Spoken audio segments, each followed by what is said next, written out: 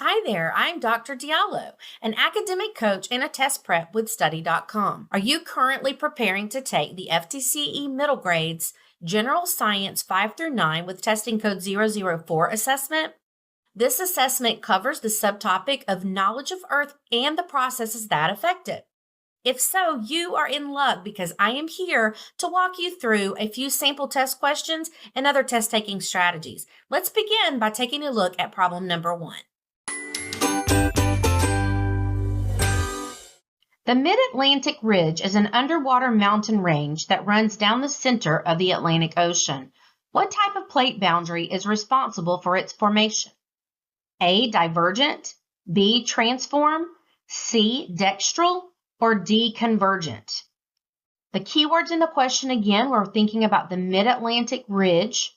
It's an underwater mountain range, and they're wanting to know what type of plate boundary this is referring to. The Mid-Atlantic Ridge was formed by divergent plate boundaries, where tectonic plates move away from each other. As the plates separate, magma rises to fill the gap, creating new crust and over time an underwater mountain range. So A is the correct answer. However, let's be sure to take a look at our other options. A transform plate boundary is where two tectonic plates slide past each other horizontally. A dextral plate boundary is a movement of a plate to the right and lateral. Imagine standing on one side of the fault line and it appears that the opposite side is moving to your right. And a convergent plate boundary is where two tectonic plates are moving towards each other. This collision is opposite of the divergent plate boundary because the plates slide under each other, forming mountain ranges. Therefore, A, divergent, is the correct answer. Which of the following abiotic factors would be useful in defining a geologic era? A, soil type, B, rainfall patterns, C, atmospheric oxygen levels, or D, annual temperature. Keywords within the question again are abiotic factors and geologic era. Changes in the atmospheric oxygen levels over time can help define geologic eras. These levels can be inferred from the presence of certain minerals and fossils. Soil temperature, rainfall patterns, and annual temperature are not typically used to define geologic eras as they can vary widely within a single area. Therefore, the answer is going to be C, atmospheric oxygen levels. Which of the following is a result of the process of weathering? A, formation of sand dunes, B, formation of soil, C, formation of sedimentary rocks, or D, formation of river deltas. The keywords in this question are process of weathering. And please note that weathering and erosion are often confused. So you want to make sure that you know the difference between weathering and erosion. Well, weathering is the process of breaking down rock material by physical and chemical means, which over time can result in the formation of soil.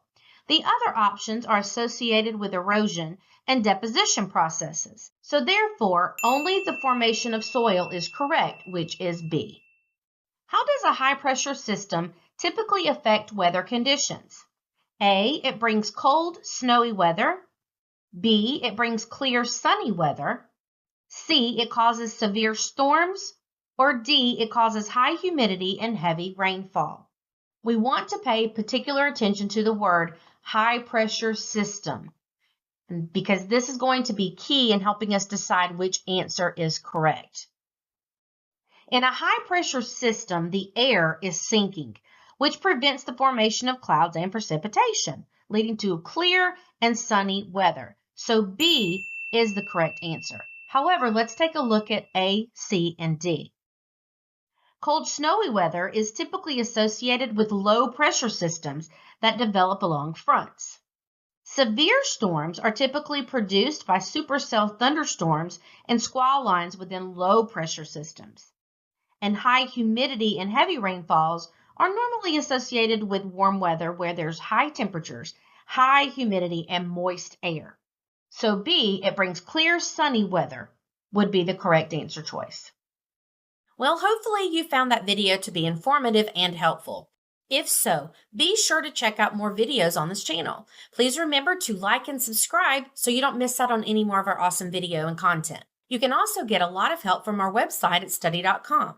As a member, you can access short, targeted video lessons, extra study materials, personalized study plans, and hundreds of practice problems. Did you know that those that have used study.com in the past have a passing rate of 92%?